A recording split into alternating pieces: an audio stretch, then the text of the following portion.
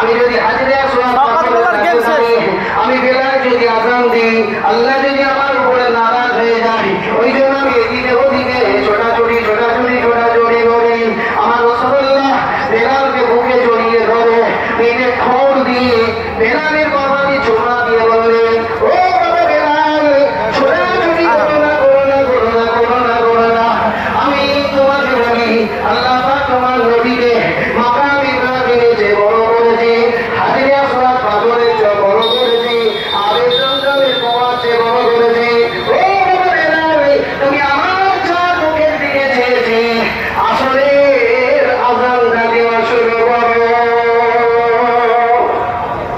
একটু জোরে হবে না? তুমি আমার মুখের দিকে চেয়ে আযান।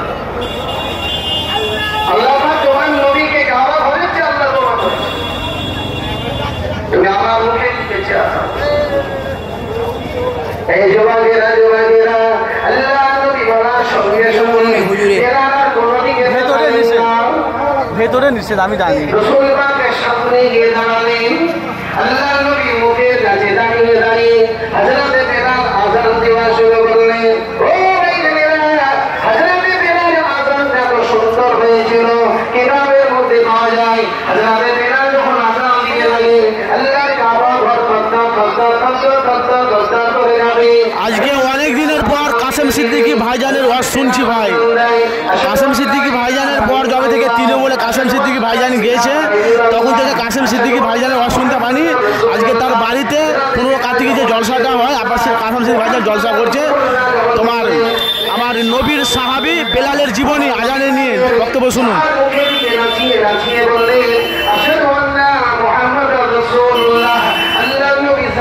জবানে বললে সাল্লাল্লাহু আলাইহি ওয়াসাল্লাম।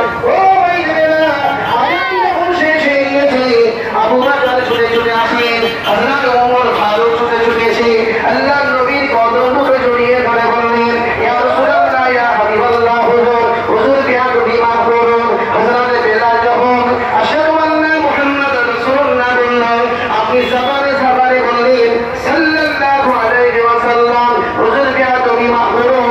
এটা তো আপনারই না, আপনার নামের শেষে আপনি নিজে বলছেন সাল্লাল্লাহু আলাইহি ওয়াসাল্লাম। আল্লাহ নবী শোনাই বলেছিলেন, এ মদিনার সাহাবারা, বাবারা, আমার বেলাল যখন আশহাদু আন্না মুহাম্মাদুর রাসূলুল্লাহ যখন বললেন, আমি রাসূলুল্লাহ নিজের কানে শুনতে পেলাম, আমার আল্লাহ পাক সাত আসমান থেকে তিনিও চিৎকার করে বললেন সাল্লাল্লাহু আলাইহি ওয়াসাল্লাম। আমার আল্লাহ যখন বলতে লেগেছে, আমি রাসূলুল্লাহ থাকতে পারলাম না, আমিও চিৎকার করে বললাম সাল্লাল্লাহু আলাইহি ওয়াসাল্লাম। জোরে বলুন না সুবহানাল্লাহ।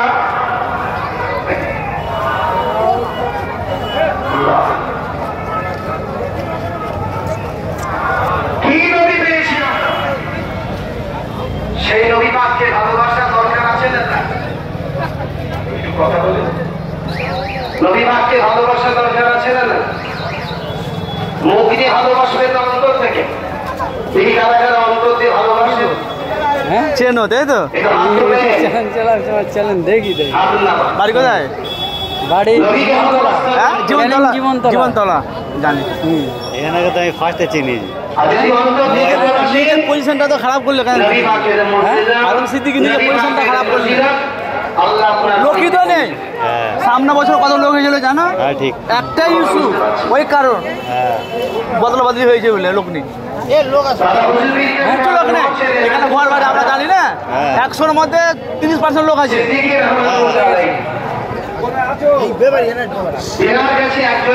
বসে আছে ওই জায়গায়, অন্য সময় বসে লোক তিনি লাইনে থাকতো, আর এই জায়গায় ফাঁকা জায়গা বসে রয়েছে।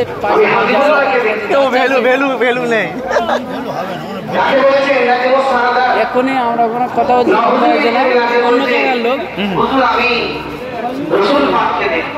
খাদেন জেনে শুনছি। আসি আমরা এবছর অন্য